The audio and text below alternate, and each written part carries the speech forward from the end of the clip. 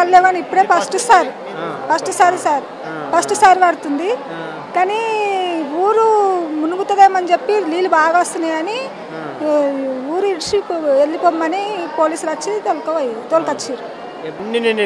ఒకటి డ్యాము కట్ట తెగింది అని తీసుకొచ్చారు ఇక్కడ. పోచారం డ్యామ్ ఇక వచ్చేసినాం ఇక్కడ. ఏడికి పోచారం దిగితే మీ ఊరికే వస్తాయా? మా ఊరికి వస్తాయి. అంటే పోచారం గేట్లు ఎత్తినా మీ ఊరికి వస్తాయి. ఇప్పుడు మీ ఊరు అందరూ వచ్చిరా? ఊరు మొత్తం వచ్చినాము. ఆడుకోవడానికి కొంతమంది అటు ఇటు ఉన్నారు. ఎట్లా పొద్దుగా నుంచి ఉన్నారా? మరి ఏం తిన్నారా? పొద్దుగా నైట్ అన్నం పెట్టి ఇచ్చారు.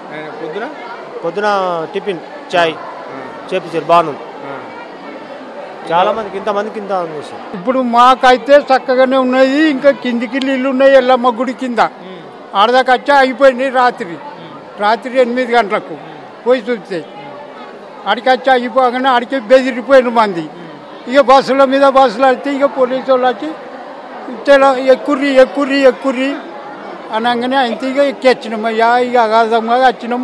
ఇప్పుడు పొద్దుగాల పోయి చెడ్డది మంచిది చూసుకుందామంటే ఇంటి దొంగ ఈశ్వరుడు అయితే ఏమున్నాయి గిన్నె పోకలు, గ్యాసు, సిలిండర్ బండ్లు అవి ఉన్నాయి గిన్నె పోకలు.